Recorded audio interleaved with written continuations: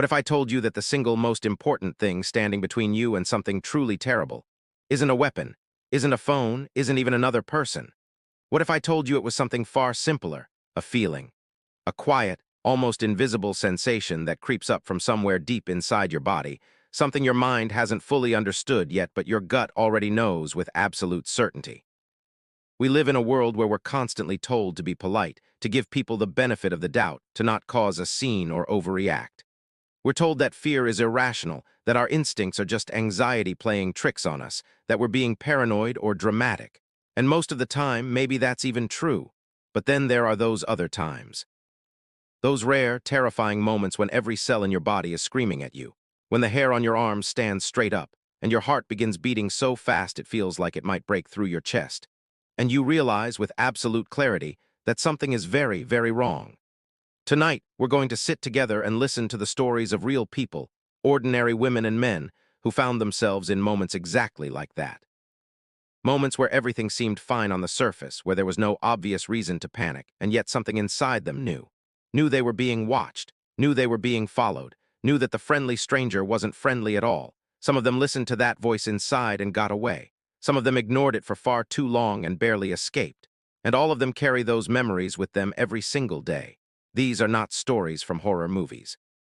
There are no monsters hiding under beds or ghosts lurking in dark hallways. The monsters in these stories are real. They walk down the same streets we walk down. They sit in the same bars and coffee shops. They stand outside the same stores and look through the same windows. And the only thing that stood between these storytellers and something unspeakable was a feeling, that ancient, primal gut instinct that has been protecting human beings since the very beginning of time. So if you're joining us for the very first time today, welcome. I'm so glad you found your way here. Please hit that subscribe button and join our community because trust me, you are not going to want to miss a single story. Now settle in somewhere comfortable, maybe wrap yourself in a warm blanket and hold your tea a little closer, because the stories we're about to share are ones that will stay with you long after this video is over. Let's begin. Our first story takes us back to the spring of 1998. Picture a quiet suburban neighborhood on a warm evening. A 15-year-old girl, a high school sophomore, has just had a heated argument with her mother. The kind of argument that leaves you feeling restless and wound up and unable to stay inside the four walls of your home for another second. So she did what a lot of teenagers do when emotions run too high. She went for a walk. She needed air. She needed the night sky and the silence of empty streets to help her clear her head. She walked from her suburban neighborhood all the way into the downtown area, roughly 2 miles, and then looped back around in the direction of home. By the time she was making her way back, the clock was approaching midnight. The streets were quiet. Most of the town was asleep. She was about half a mile from home when she first noticed it. A pickup truck with a shell fitted over the back bed drove slowly past her. She didn't think much of it at first, but then it came back, driving slowly again, moving at that same strange, unhurried pace. And then it came back a third time. That was when the feeling hit her, that primal, bone-deep alarm that her body triggered before her mind could even catch up. Her heart began hammering inside her chest. The warmth drained from her body. Her skin went numb. She told herself that maybe the driver was just lost, circling around trying to find a familiar street. But her body wasn't buying it. The truck passed her a fourth time. It didn't stop. But she could feel with that same wordless certainty that whoever was behind that wheel was watching her, sizing her up, making a decision. The truck drove off into the darkness. And then she heard it, the engine's sound shifting as the vehicle turned around somewhere just over the crest of the hill she was walking up. She didn't wait to see what happened next. She ran. She ran as hard and as fast as her 15-year-old legs could carry her, ducking behind a building on the main street and cutting into a residential neighborhood. She made the decision to trespass onto a private property, darting into someone's yard and pressing herself down into the bushes. And she lay there in the dark, barely breathing, her entire body trembling with fear. The truck came roaring through that small residential street with its engine growling, accelerating in a way that told her the driver was angry, searching, hunting. She pressed herself further into the shadows. When the truck finally turned onto a different street, and the sound of the engine grew fainter, she seized her moment. She ran the rest of the way, block by block, until she finally reached the safety of familiar ground and made it home, shaken to her very core. Now here is where this story becomes something that will send a chill straight through you. A little over a year after that night, a local man by the name of Rex Krebs was arrested. The charges against him were devastating: the abduction, the assault, and the murder of two young women. Both victims were taken from the very same part of town where our storyteller had been followed that night. And one of those murder sites, approximately 4 blocks from the very bushes where she had hidden, trembling in the dark. When the local newspaper ran the full story on the case, they printed a photograph of the vehicle Rex Krebs had used to abduct his victims. And the moment she saw that photograph, she knew with absolute certainty. It was the same pickup truck, the same make, the same shell on the back, the same vehicle that had circled her that quiet spring night when she was just 15 years old and walking home after an argument with her mother. She had been that close to becoming one of his victims.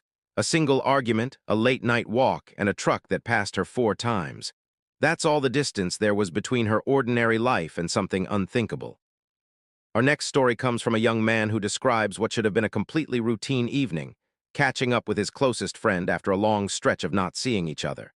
He had just wrapped up his courses for the year, and summer was hovering just around the corner, full of that bright, easy promise that the end of a school year always brings. He decided it was time to reconnect with Nathan, his best friend, someone he sometimes went months without seeing. But when they finally did meet up, the two of them always followed the same comfortable routine. Snacks first, then coffee at their favorite spot before the sun went down, and then a long, leisurely walk through town until around 9 in the evening, when they'd call it night and head home. But something was different this time. From the very first moment he laid eyes on Nathan that day, something deep in his stomach dropped. It wasn't about his friend; they were on perfectly good terms, and he was genuinely happy to see him. But the feeling was there, hovering and unexplainable, like a shadow that had no light source. He shook Nathan's hand and they headed to their usual coffee spot, trying to brush the unease aside and chalk it up to nerves from having been apart so long. They sat down, their conversation following its familiar rhythm, and he was just starting to convince himself that everything was fine when Nathan said it. He looked up from his cup and mentioned quietly that something felt strange, that their surroundings felt odd, even hostile, even though there was nothing visible to explain why. That second drop landed hard in his stomach. He asked Nathan the question that was burning inside him. "You feel it too?" Nathan nodded. He couldn't explain it either. There was nothing specific he could point to. But the air around them felt wrong. They didn't understand it. They'd never shared anything like it before. After finishing their coffee, the idea of their usual long evening walk suddenly didn't feel appealing at all. They even considered calling it early and heading home while there was still daylight. Then his father called, asking him to check on the price of a phone at a nearby store. So they went. And in his mind, he told himself clearly, check the price, then say goodbye and go home. But somehow, despite everything they had felt, they ended up doing their walk anyway. It was his last chance to choose differently, and he didn't take it. If you've ever had a moment where everything inside you was telling you to go home, to take the safe road, to trust that quiet voice of warning, share your experience in the comments below. You are not alone in this, and your story matters. The boulevard they usually walked was a lively stretch of road on a normal weekend. Teenagers and young adults would fill the grassy median in the middle, hanging out, listening to music, enjoying the warm evening air. It was a Saturday night, 8:30, and the boulevard was completely, utterly empty, not a soul in sight. He would later describe that emptiness as his final warning, the last moment the universe tried to stop what was coming. As they passed one of the corners, 2 other young men emerged. As our storyteller and Nathan crossed the street and kept walking forward, he glanced back over his shoulder and saw the pair fall in behind them.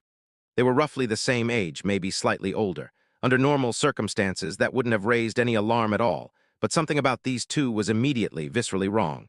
They weren't talking to each other, not a word, just that eerie, deliberate silence, and their pace, it was calculated. Not trying to overtake them, but not hanging far back either. They were maintaining a specific, intentional distance. The 4 of them were completely alone on that street, not another person in sight. As they reached the far end of the boulevard where the road descends into a large park, he quietly warned Nathan, "Those 2 behind us, I think they might be planning something." Nathan looked back, then looked at him. "Want to cross to the other side just to be safe?" He nodded, and they crossed the grassy median to the opposite side of the road. That was when it happened. He saw one of the men reach into the bag across his chest and pull something out. The man moved faster, stepping around and in front of them. Before either of them could react, the man stood directly in their path and said in a low, flat voice, "Boys, keep quiet or we'll shoot you both dead." His partner closed in from behind. Everything went blurry. His vision narrowed. All he could register was that there were two armed men in front of him, and his whole life, his parents, his girlfriend, the dog they had just rescued, that dog who was always so thrilled to see him at the door, all of it flashed through him in a single shattering second. The last words he'd said to each of them. The terrible possibility that he might never say another word to any of them again. In a panic, he handed one of them his phone and raised his hands. Nathan somehow broke free. He ran. The two men shouted at him to come back, and it wasn't until Nathan's voice cut through the fog and he screamed, "Run," that he snapped back to himself. He bolted. He stumbled almost immediately, barely a few steps from where he'd been standing, and as he hit the ground, he heard a voice behind him say clearly, "Shoot him now." He genuinely believed in that instant that he was going to die on that street, that this was how his story ended. But he gathered everything he had and pushed himself back up. He ran. Without looking back, every muscle in his body braced for the sound of a gunshot that never came. They ran until their lungs gave out and their legs had nothing left. When he was finally able to speak again, all he could manage was a desperate, breathless plea to anyone nearby. "Help, please." Just those two words, shouted at the top of what little voice he had left. They ran several more blocks before exhaustion forced them to stop. Nathan had lost his glasses back at the boulevard during the chaos. Without them, he could barely see, and a new pair would cost far more money than either of them had. Nathan wanted to go back. He refused. He told Nathan he would wait right there and help would come, police would come. But eventually, Nathan convinced him, and together, carefully and with every nerve on edge, they returned to the place where everything had changed. By some miracle, Nathan found his glasses, and the two men were gone. After everything settled, other people began filling the boulevard again, the usual weekend crowd, the teenagers and young couples, the world returning to its ordinary noise. A woman waiting for her husband to finish his shift heard what had happened and offered them a ride. They accepted without hesitation. When he walked through his front door that night, he embraced his mother in a way he never had before, holding on with every ounce of gratitude he possessed, overwhelmed with the simple, stunning relief of being alive. The 5th of November changed him permanently. He knows, logically, that something like that could happen anywhere on any ordinary day. But that date will never feel ordinary again. He and Nathan drifted apart over time, not because of any single falling out, but because things were simply never quite the same. Particularly because he could never bring himself to walk those streets at night again. But he carries one lesson with him everywhere, every single day. If your gut tells you something is wrong, it is. Do not talk yourself out of it. Do not let politeness or logic override what your body already knows. Now, the next story comes from a woman who was 18 years old at the time, just graduated from high school, stepping into her very first real job, and utterly unprepared for what was about to follow her home. This was roughly 12 years before she sat down to share this experience, and the memory of it has never once loosened its grip. The Great Gatsby film with Leonardo DiCaprio had just been released that summer, and it was everywhere on billboards, playing on every screen, referenced in every conversation. She had just started working at a small health food store in her downtown area. It was her very first customer service position. The owner was a laid-back, free-spirited woman who ran things loosely and was generous with scheduling. In the beginning, the shifts rotated. Eventually, our storyteller settled into the afternoon through closing hours, which meant that more often than not, she was in the store entirely on her own. The owner would pop in sporadically to grab something off the shelves for herself, then disappear again within half an hour. One detail worth knowing: the building next door housed subsidized housing for people recently released from incarceration or in low-income situations. The downtown area after dark carried real risk for young women, enough so that every restaurant in the area had staff designated specifically to walk female employees to their cars at night. Assaults happened after dark. It was simply a known reality. She felt the tension of closing time every single evening, though she took some comfort in the fact that she always parked directly outside the back exit, just a few feet from the door. Still, she was alone in that store every night, closing out the register, cleaning up, locking everything down with the front window, large, transparent, and right behind where she stood at the register, giving anyone passing on the sidewalk a full, unobstructed view of her back. Young and inexperienced, she never reported the men she would catch staring at her through that glass. Never told anyone. She filed it away as uncomfortable but manageable, which is something so many of us do when we're young and don't yet know how seriously to take our own discomfort. One morning, she picked up a farmer's market shift, and it was genuinely lovely sunshine, more customers than usual, a lighter energy in the air. A young man named Cam came into the store. He was holding a brochure for a local event at a spiritual center nearby and asked if they'd be willing to post it near the register. She was warm and accommodating. She got permission and said yes. He was clearly a little high, but in an easy, harmless-seeming way. Unhurried, relaxed, drifting along in his own peaceful bubble. They exchanged maybe 5 minutes of casual conversation, and she moved on without giving it a second thought. On her very next shift, Cam returned. He was more attentive this time. He lingered at the register and tried to hold her attention, following her around the store when she moved, commenting on how beautiful her legs were, telling her that the last time he'd seen her she'd looked like an angel, that the sunlight through the window had made her hair glow around her head like a halo, and that her warmth toward him had triggered a spiritual awakening within him. He insisted she had been flirting with him. He insisted he could feel their connection. She was simultaneously creeped out, and she admits this with painful honesty, a tiny bit flattered. She was 18. She had never experienced that kind of intense attention before, and she didn't yet have the tools to recognize it for exactly what it was. She thanked him politely for the compliments, never called out how inappropriate they were, and made vague excuses about needing to get back to work. He simply followed her everywhere she went, watching her in silence. She told him firmly that if he wasn't there to shop, he couldn't stay and loiter. Being practical about it, given how expensive the store's products were, she assumed the price point alone would deter him. She was wrong. He began buying one small item every single hour, a soda, a piece of candy, never more than a few dollars, and using that as his justification for remaining in the store throughout her entire shift. She called her boss from the bathroom, genuinely frightened, explaining what was happening and hoping for some kind of support or backup. Her boss, a woman who publicly championed consent and personal boundaries, instead defended his presence. The store was struggling financially, she said. Every customer mattered. She told our storyteller she was overthinking it, that Cam was simply a kind soul who had found a kindred spirit in her, and that his energy was actually bringing something positive into the space. She was on her own. She kept showing up. She didn't quit. It was her first job, and she was terrified of how it would look on her record if she walked out after just a few months. Finding work that fit around her upcoming college schedule had been difficult enough, so she stayed. And things escalated. Cam began bringing her flowers every single day.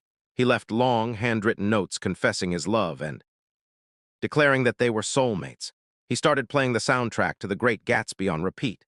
He told her with complete and unsettling seriousness that he was Gatsby and she was his Daisy, that they were living out the story in real life, and that her resistance to their bond was simply the Daisy phase before the inevitable union of two destined souls. Every time he spoke about it, there was a wildness behind his eyes that made her deeply uneasy. Eventually, he stopped using her real name entirely.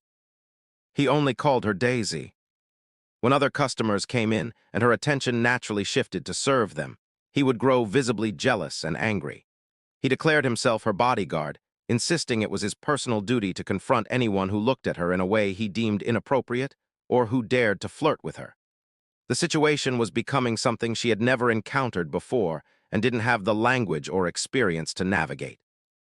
She acknowledges with great and hard-won honesty every mistake she made. She didn't quit. She didn't make a police report. She didn't document anything. She didn't confide in her parents, her friends, or anyone at all.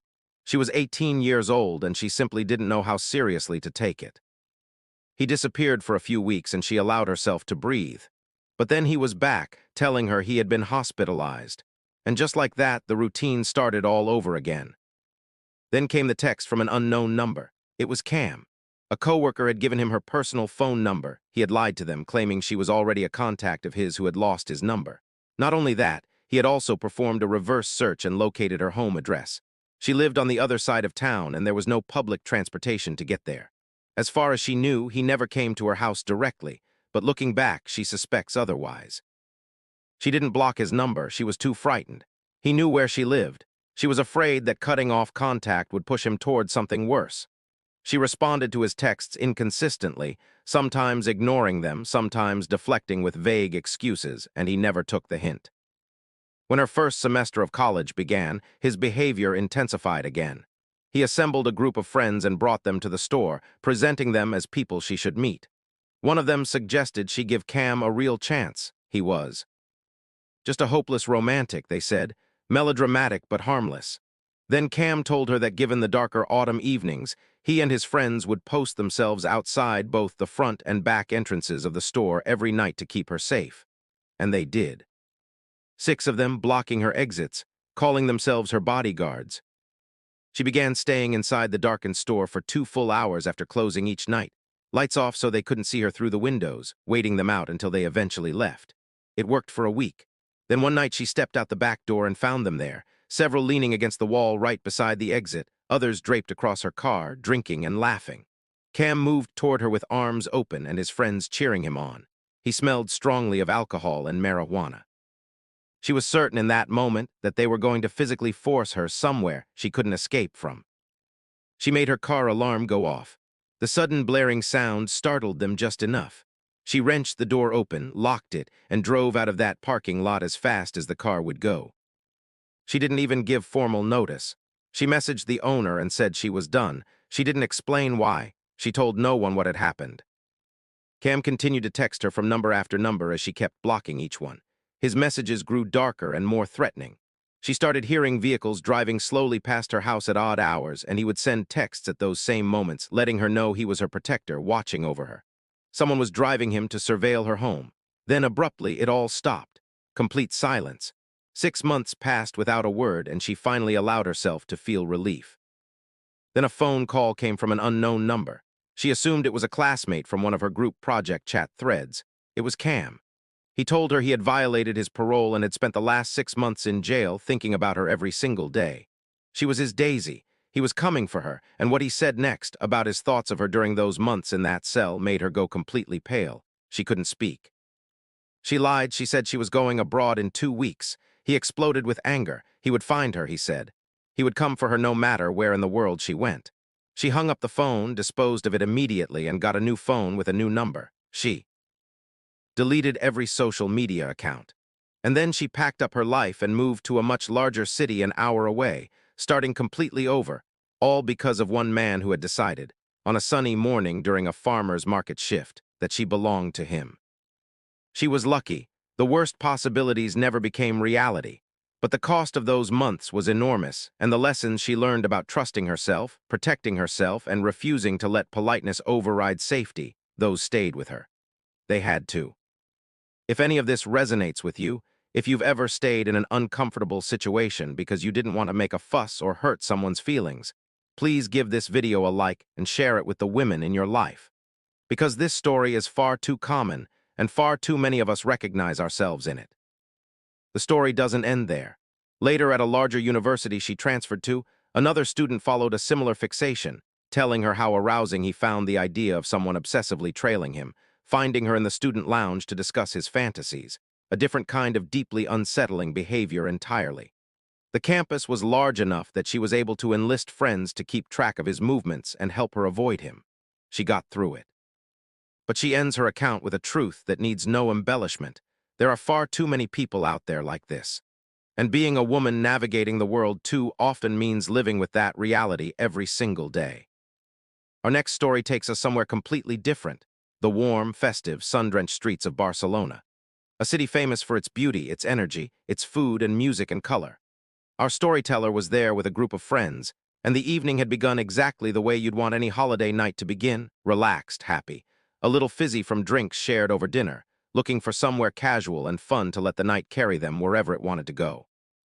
They found themselves in a small, tucked-away bar well off the tourist track, the kind of place locals actually drink at, with low lighting and familiar faces who clearly all knew one another. The bartender noticed the group quickly, drawn by the novelty of foreign visitors, and became warm and animated with them almost immediately. The conversation flowed in that wonderful broken pidgin of Spanish and English that you piece together on trips like this, and it felt charming and fun. The drinks kept coming, the laughter kept building. That's when the bartender mentioned another bar he knew, somewhere better, more lively, more exciting. He'd take them there himself when his shift ended. In the warm glow of that moment, with drinks flowing and the night feeling full of possibility, they said yes. Looking back, the better answer was no. But in that moment, it felt like spontaneity, not danger. By the time the bartender locked up the bar for the night, 2 of the friends were considerably more drunk than our storyteller. She herself was pleasantly buzzed enough to feel relaxed and agreeable, but not so far gone that she wasn't still paying attention to things. He flagged down a taxi outside, they all climbed in together, and the car pulled into the Barcelona night.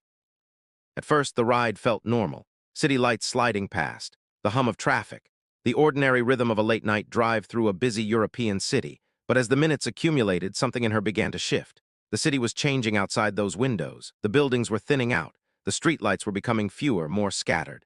The density and noise of the urban streets gave way to something quieter, more open and darker. She leaned forward and asked how far away this bar was. The bartender laughed and said something to the driver in Spanish, and the driver laughed too. There was something in that laughter, something she couldn't quite name but felt in her chest immediately. It wasn't the laughter of people who are in on a joke together. It was the laughter of people who know something you don't, and worse, who want to make sure you don't find out. She looked out the window again. The truth of the situation had become undeniable. They were leaving the city. The streets were dark and widely spaced. There were long stretches with almost nothing around them at all. The taxi stopped at a red light. She didn't deliberate. She didn't weigh the options. She shoved the door open and physically pushed her two friends out of the cab, telling them to run. They stumbled out onto the road, disoriented and confused, their bodies not quite cooperating with the urgency she was projecting, but they followed her. She tumbled out behind them, slammed the door, and they moved. The taxi simply drove away. It did not follow them. They stood in an unfamiliar stretch of darkness, unsure of where they were. The city's familiar glow, no longer visible in any direction they looked. And then they got lucky. A second taxi came down the road. They flagged it frantically. The driver pulled over, looked at the three of them standing in the dark in an area where three young foreign women had absolutely no reason to be, and his expression shifted into genuine confusion and concern. They climbed in and began explaining breathlessly where they had come from and what had happened. He shook his head. He told them they were much further from the city center than they should have been, far, far further than any bar-hopping detour would require. He was actually on his way home, finished for the night. But after hearing their story, he turned around and took them back himself. They never did find out where that first taxi had been taking them. Maybe it truly was nothing, a misread situation, a language barrier, an honest mistake. But she doesn't believe that. She believes those two men had a plan, and she disrupted it in the single moment available to her before it was too late. Keep your wits about you when you travel, ladies. That instinct that made her push open that car door at a red light, that is worth listening to, always. This next story comes from two young women, our storyteller and her best friend, and it takes place in the kind of setting that sounds almost impossibly picturesque. The Irish countryside, rolling green land, a house backing onto a dense, ancient forest with a lake spread out in front of it, the nearest town a solid 40 minutes away by car, and not another building visible anywhere in any direction. The storyteller is from London. Her best friend's family on her father's side is from Ireland, and every summer, her friend spends the entire season staying with her grandfather at this remote, beautiful property. The previous summer, our storyteller had been invited to come along and stay for 2 weeks. One evening, the grandfather, along with the friend's brother, aunt, and father, decided to head into town for a drink at the local pub. They invited the girls. It was a tempting offer, but the two of them were genuinely excited by the prospect of having the old house entirely to themselves for the evening, the kind of simple, uncomplicated pleasure that feels like a mini-adventure when you're young. So they declined, settled in, and made a cozy evening of it, watching a film, unwinding fully at ease. Anyone who has ever been to Ireland and experienced the local pub culture will know that a quick pint is never really quick. Hours passed. It was approaching 10 o'clock at night when they heard a knock at the front door. Their first assumption was that it was the family, perhaps they'd forgotten their keys. The front door opened into a conservatory, which then led to the main door of the house. They walked through into the conservatory and found a man standing on the other side of the outer door. He was a stranger, and something about him was immediately, profoundly wrong. She describes him as looking, and this is the word she keeps returning to, insane. Intensely, unnervingly alert in a way that didn't feel right. The kind of alertness that makes your skin prickle rather than making you feel safe. She couldn't quite articulate it then and can barely articulate it now, but the wrongness was unmistakable. He said his car had broken down about 30 minutes down the road. He'd walked and walked until he finally reached this house. When she looked past him into the dark, she couldn't see any vehicle anywhere. She asked where his car was. He explained again about walking the long distance from where it had stopped. It was plausible the area was remote enough that such a walk might be necessary. Her friend, extending the natural instinct of hospitality, held out her phone and offered to let him call for help, right there on the doorstep. He didn't take it. He stepped slightly closer and asked whether there were any adults or parents in the house. A question that could be innocent. Perhaps he simply felt awkward asking two teenage girls for help, but combined with everything else, it didn't sit well. They hesitated, then told him the family was in the house but would be back soon. They didn't say they were alone. They thought they were being careful. And then he started looking past them, into the house itself, and he began insisting that they let him come inside. He wanted to use the landline, he said. But why? Her friend was holding a perfectly functional mobile phone out to him. If calling for help was truly all he needed, the answer was right there in her hand. There was no reason, no legitimate reason, to need to come inside. He became more insistent, erratic, pushing the request harder, and so they shut the door on him and locked it. Then they locked the interior door as well. From the living room, they watched through the window as he lingered outside, moving along the facade of the house, peering at the windows as though searching for another way in. Then they saw him leave, though in the darkness, they couldn't be certain in which direction he had gone. They sat with their fear, too shaken to do much of anything. Her friend noted something that made it worse. She had spent enough time in the area to know virtually everyone from the local town. She had never seen this man in her life. In a community where everyone knows everyone, a total stranger is a significant thing. They talked about calling her father, but convinced themselves, after 30 minutes of silence, that it was probably over. They settled back into their evening. Then the dog started barking from the back garden. They'd let her out for a few minutes, and her barking came up from the dark, urgent and sustained. They couldn't see what she was barking at. They told themselves it was probably a goat, as it usually was, and called her in. Later, ready for bed and deciding not to wait up for the family, our storyteller walked to the kitchen at the back of the house to get some water. And then she heard it. Someone was shaking the handle of the back door. Hard and repeatedly, the way someone tries a door when they're fully committed to getting through it. An old house with old doors and a grown man's weight against it.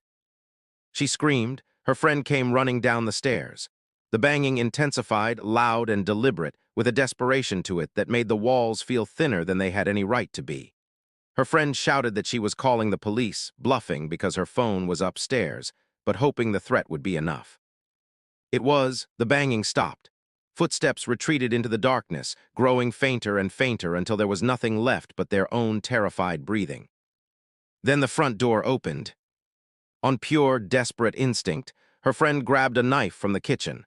They pressed themselves into the pantry and pulled it shut and waited. And then they heard a familiar voice calling their names. It was her father. The family was home. The relief was so enormous it was almost disorienting. They stumbled out and asked, frantically, had they seen any car on the road? A broken-down one. No, there had been no car. She says she felt something in that moment that she cannot adequately describe in polite company, and honestly, given everything, that response seems completely reasonable. Wherever that man went, and whatever his intentions were, she hopes, with every fiber of her being, that she never crosses his path again. Now we have a quieter story, one that isn't about a dramatic chase or a violent confrontation. Instead, it's the kind of story that gets under your skin slowly, the kind where the fear comes not from what happened, but from what very easily could have. Our storyteller used to work as a supervisor for a janitorial company. Several nights a week, she was assigned to clean the hallways and gymnasium floors at a local middle school, operating one of those large industrial floor scrubbing machines. Essentially, as she describes it, a Zamboni for tile. Once she'd gotten comfortable with the machine and her route, she could finish early enough that she'd have time to herself afterward. Her habit on those nights was to wander down to the school library, settle into a chair near the big windows at the back, and eat her dinner while she read. It was the kind of quiet that's almost impossible to find during daylight hours, deep, building-level quiet, just the hum of the ventilation system and the soft echo of her own footsteps. The morning after one of her usual shifts, her phone rang.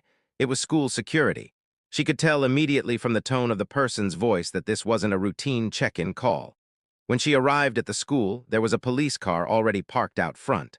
Her stomach dropped before she even walked through the doors. Security asked her a series of questions. Had she noticed anything unusual the previous night? Had she seen anyone? She told them no, honestly, because she almost never did. She typically worked with headphones in, the machine's motor providing a constant, drowning soundtrack underneath whatever she was listening to. They brought her into the security office and pulled up footage from the night before on a monitor. And there she was on the screen, riding that scrubber down one of the main hallways, headphones in, completely absorbed. And there, not far from her, close enough that a slight turn of her head might have caught movement in her peripheral vision, someone slipped silently into a classroom. In broad surveillance, black and white, clear as anything. While she was right there, someone had broken into the school. They showed her the rest of the footage. She had remained in that building for another 2 hours after that moment, eating her dinner by the library windows, reading her book, utterly, completely unaware that she was not alone. Nothing was stolen. Nothing was disturbed. The intruder, whoever they were, had apparently not come to take anything.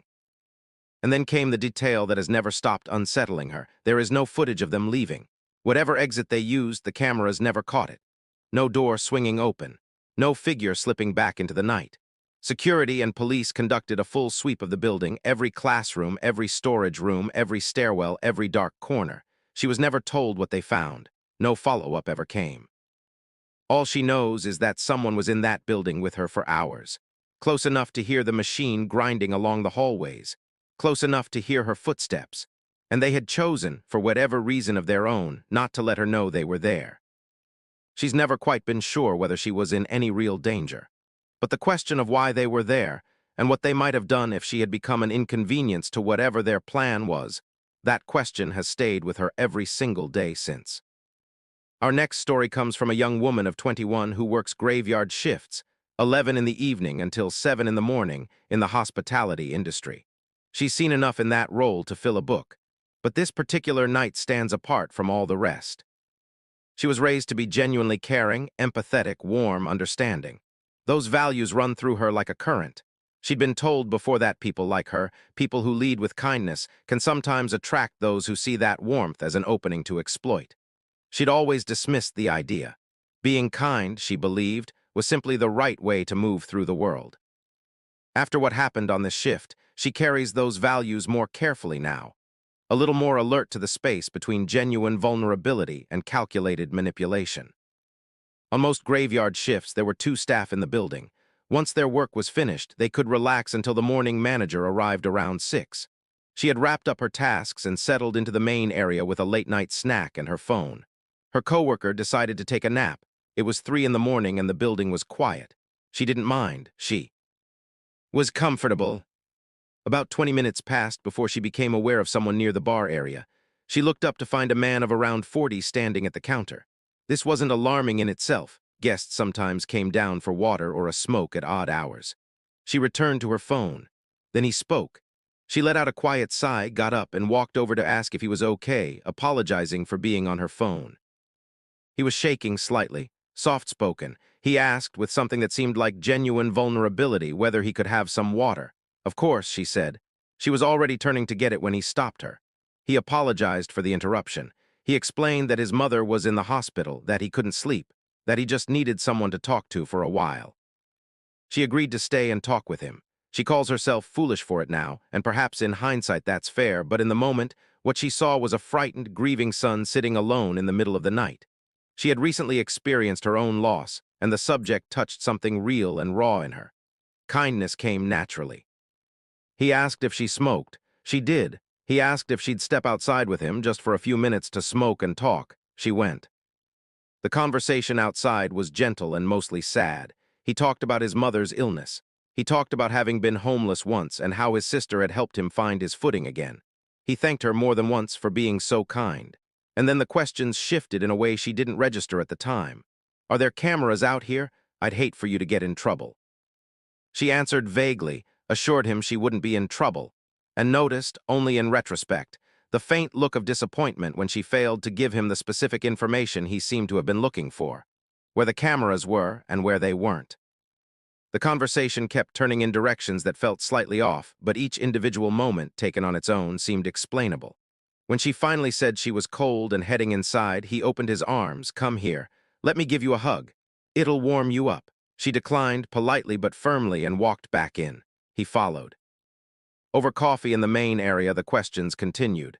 Did she have children, want them? Was she seeing anyone? She invented a fiancé on the spot. He told her she was beautiful. He asked her to come sit beside him. She invented an urgent task, the morning setup, the manager arriving soon, and excused herself just as her coworker wandered through to get a coffee. The man's entire manner changed instantly. He stood up, looked at her coworker, and said with a practiced smile, "Tell your mom I was asking for her." He pulled her into a hug and left. He had invented a connection between them, fabricated it in the moment, so that her coworker wouldn't be suspicious. He had constructed a cover story on the spot to make himself look like someone she already knew. She stood there in silence, unable to speak, while her brain slowly worked through everything that had just happened and understood, piece by piece, what it all meant. She finished the shift. She said nothing.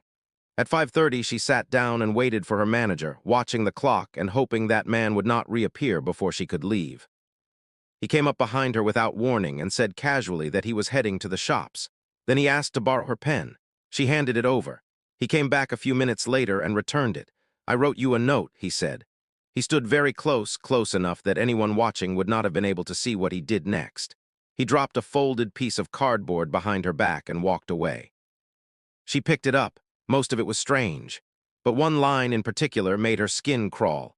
He had written a comment, specific, deliberate, and deeply inappropriate, about her clothing and what he wanted her to wear for him next time. She went directly to the CCTV office. On the monitor, she could see exactly where he was, outside the building, pacing. Then walking back inside, moving through the lobby with a searching look on his face, clearly looking for her. Then returning outside. Then positioning himself out of the camera's line of sight, hidden behind a corner. Her manager told her to leave through the back entrance. She did, shaking, checking over her shoulder with every step, every unexpected sound sending her forward faster, until she finally reached home. She sat down, she tried to breathe. Her phone vibrated. A text from an unknown number. "Hey Anna, thanks for the chat. Talk soon," with a winking face. She has never blocked a number that fast in her life. She reported everything to management and stayed away from work for over a month, until he had been permanently barred from the premises. She still fears sometimes that she'll turn a corner somewhere and find him waiting. Our next story begins on what should have been a perfectly peaceful weekend. Our storyteller had agreed to house sit and pet sit for a friend, 3 sweet animals, a comfortable house, a chance to decompress after a birthday that had already included its own frightening incident she was still processing. It felt like exactly the restorative quiet she needed. It was the first evening. She'd come home from a family gathering, settled into the living room to watch a show, the dogs asleep on the other side of the house. Around 10 at night, she paused the television to use the guest bathroom just a few feet from where she'd been sitting. She locked the door behind her. And then she heard something. She told herself she was being paranoid. She had reason to be on edge. She'd been through multiple break-ins and close calls in her past. But then she heard it again, the unmistakable sound of a door opening. And then footsteps on the laminate floor, distinct and clear. And then, close enough to make her breath stop completely, the sound of a man coughing, perhaps 15 feet away from where she sat frozen on the toilet. She grabbed her phone and sent a frantic text to her mother, asking her to call the police. When her mother didn't immediately respond, she heard the footsteps begin moving closer. She was sobbing silently, completely still, praying the lock on the bathroom door was enough. Then she heard the footsteps recede. The back door opened and closed. She had been taught from childhood to always check and secure every entry point whenever she arrived at a new space. She had done exactly that when she arrived at this house. Everything had been locked. The back door must have been opened from the inside, which meant he had already been in the house when she arrived. The police came. She had to unlock everything herself and run to meet them at the front, one of the most terrifying 30 seconds of her life. They searched the house and found nothing. The back door, when examined, was the kind that can be locked from the inside before being pulled shut, leaving no visible sign of forced entry. The officers didn't seem to fully believe her. She slept with a knife under her pillow that night. She got perhaps 45 minutes of actual sleep. She never found out who he was or what he had intended to do. The next story involves 2 young girls. Our storyteller, who was 13 at the time, and her friend Amy, who had just turned 16. It was getting late in the evening, around 7, but they were restless and bored and had decided to make a quick shopping trip to a store that our storyteller knew about. The shop was a fair distance from home, but she knew a shortcut, through the woods. A path she'd walked countless times since childhood, always with a parent, always feeling perfectly safe. The woods were still bright when they entered. They walked and laughed and talked the way only teenagers can, completely absorbed in each other, unbothered by the trees around them.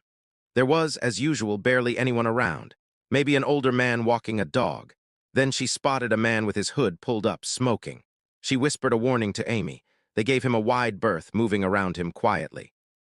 They made it to the shop. It was closed. They turned around and started back the same way. Within a few minutes, the encounter with the hooded man had completely slipped from both their minds. They were laughing again, deep in conversation. Then our storyteller looked ahead along the path and saw someone standing there. She was almost certain it was the same man. She went still. Amy noticed immediately, traced her gaze, and grabbed her arm. They left the trail and moved into unfamiliar territory, ran for a stretch, then returned to the path, thinking they'd lost him. They looked back. He was right there, sprinting toward them at full speed. Amy grabbed her arm and they ran, properly ran, lungs burning, legs pumping, desperately trying to navigate an area that our storyteller didn't fully know. Amy kept asking which way, pointing at different options, and in the dark, because by this point the sun had fully set, there was no safe answer that involved the woods. They ran toward a residential area. In the distance, they spotted a woman standing on the pavement, talking on her phone. They raced toward her, throats raw, barely able to get the words out. "We're being chased. Please. Can we stay with you?"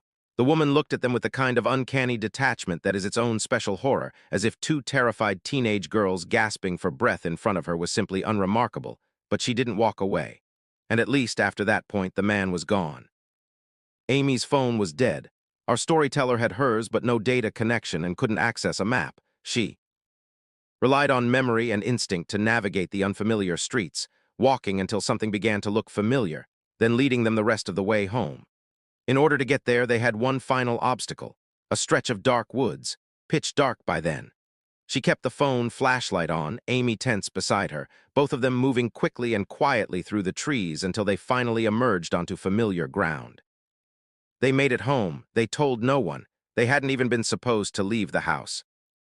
Months later, our storyteller was watching a true crime documentary and felt a chill move through her. The video was set in that exact area. The streets shown in the footage were the literal streets where they had been chased. She told her mother about it, the documentary, not the night itself, and her mother said, matter-of-factly, that she was surprised she'd ever gone there. It was, apparently, one of the most dangerous areas in the whole town. She had never known. She shared the story of what happened to Amy and herself after that. She's not sure her mother truly understood the weight of it, but she understands it. She thinks about it still. She wonders quietly, often, what would have happened if they had been a few seconds slower. She's glad she doesn't know. The following story is short, but has a particular sharpness to it that makes it hard to forget. Our storyteller is a 21-year-old woman. She generally avoids the laundromat after dark, but with the days growing shorter, making it there while it was still light out had become nearly impossible. She arrived to find only one other person outside, a man smoking near the entrance. There were still a couple of employees inside, cleaning up, so she felt reasonably comfortable. She set her laundry running and settled into one of the chairs with her homework, placing her backpack in the seat beside her. She noticed the man watching her through the glass window from outside. The employees were still around, so she stayed calm. Eventually, he came inside. He walked around for a while, then approached and told her she was being rude for using 2 seats. What if he wanted to sit there? She pointed out that there were plenty of other chairs and offered to move if those specific ones were somehow necessary to him. He wandered off, continuing to circle the building. Then the employees left. He came back over and pointed at her sweatshirt pocket. He told her she could leave that in her car. She didn't need it in here. What was in her pocket? Pepper spray. She told him she planned to keep it. His manner shifted. She began mentally calculating how quickly she could get everything and leave. The one complication, the dryers didn't lock and she wasn't willing to risk him going through her belongings. When he stepped outside to smoke again, she gathered everything, moved quickly, and left. The message in the story is quiet but powerful. He didn't try to block her. He didn't raise his voice. He simply tried to remove the one thing standing between her and helplessness, and she kept it. Trust that instinct, always. Now we move to a small town in Iowa. The kind of small where absolutely everyone knows everyone else's business, where the same faces show up at the same bar on the same nights, and where strangers are noticeable simply by virtue of being new.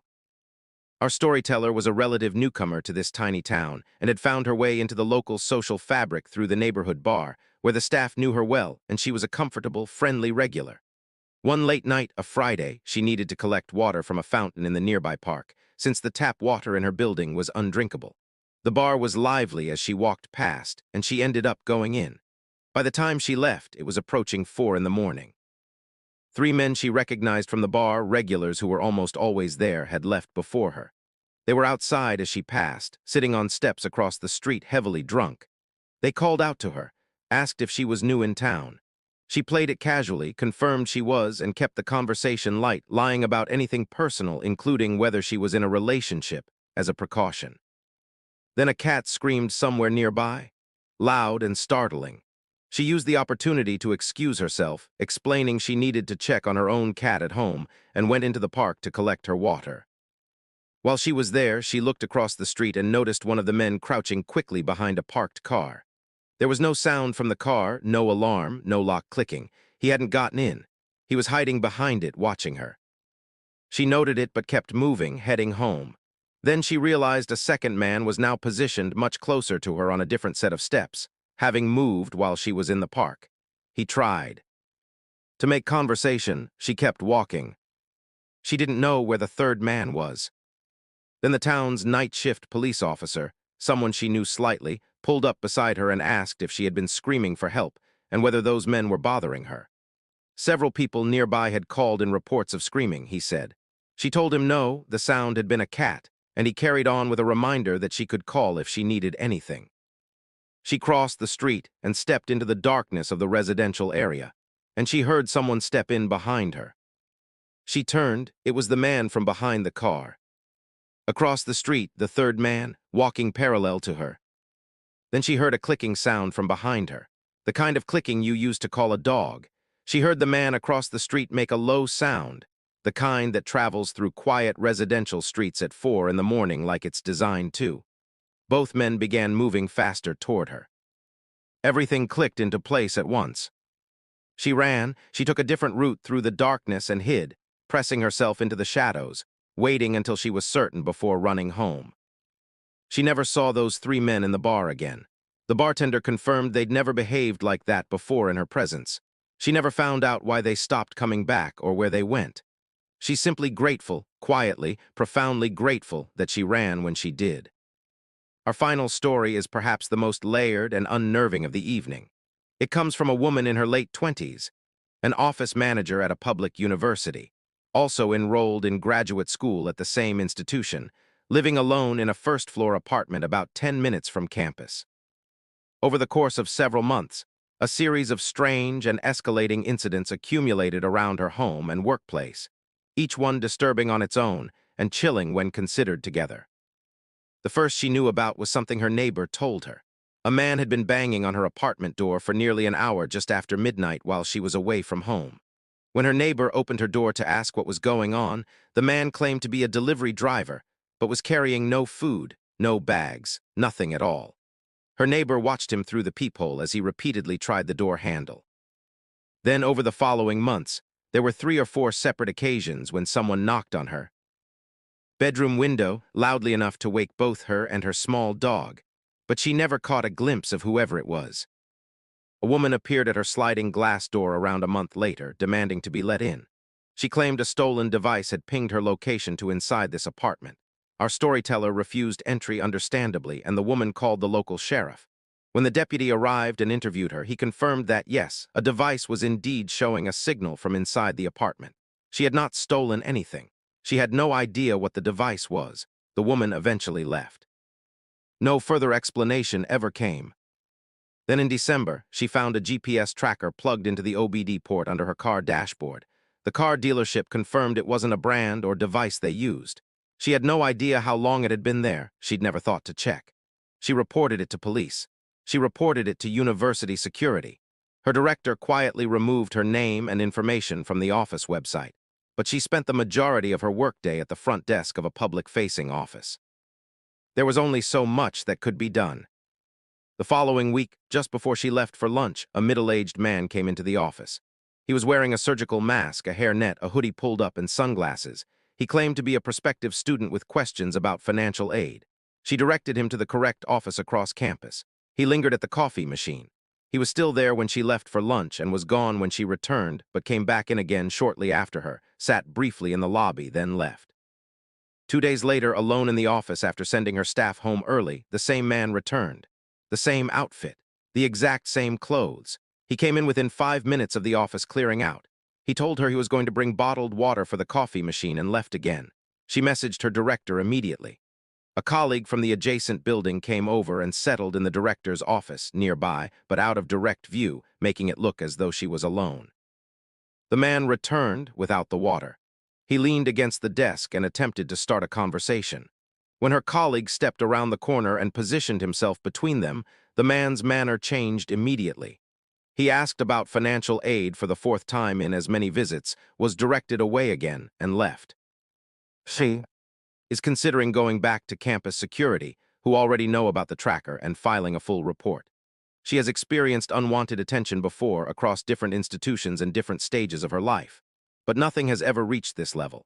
The combination of the tracker, the window knocking, the disguised man returning again and again at precisely the moments she was alone, all of it together paints a picture that she cannot make sense of but cannot ignore.